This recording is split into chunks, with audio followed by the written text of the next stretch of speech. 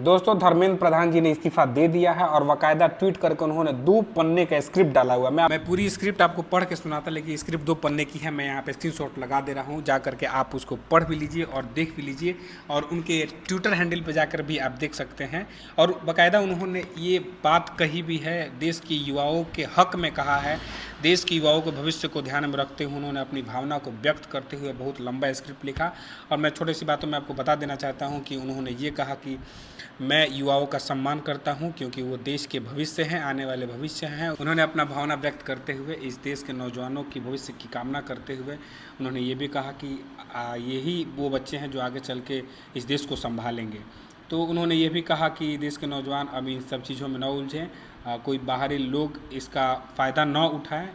इस बात को ध्यान में रखते हुए उन्होंने अपने पद से इस्तीफ़ा दे दिया और ये नौजवानों को ये संदेश भी दिया कि आप जाइए, अपने भविष्य पर फोकस कीजिए, अपने फ्यूचर पे फोकस कीजिए, अपने गोल पे फोकस कीजिए।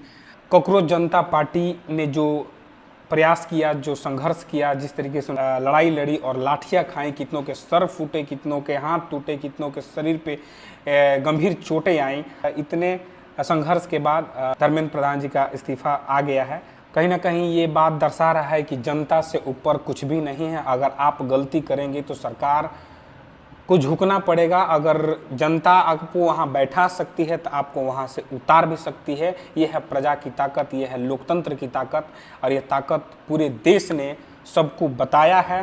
ये युवा पीढ़ी ने, ये नौजवानों ने ये बात सबको बताया है कि देखिए, आप जनता से ऊपर नहीं हैं। अगर हम आपको वहाँ बैठा सकते हैं तो आपको वहाँ से उतार भी सकते हैं।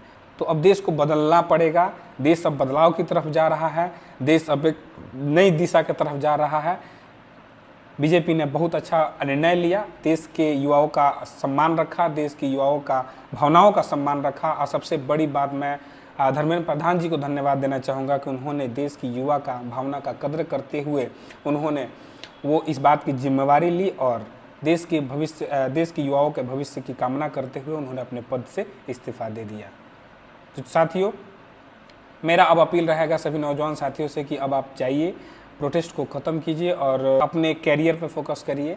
देश के भविष्य के साथ ऐसे ही खड़े रहिए, एकजुट से, धर्म, जाति और मजहब से उठ करके एकजुटता के साथ ऐसे ही खड़े रहिए।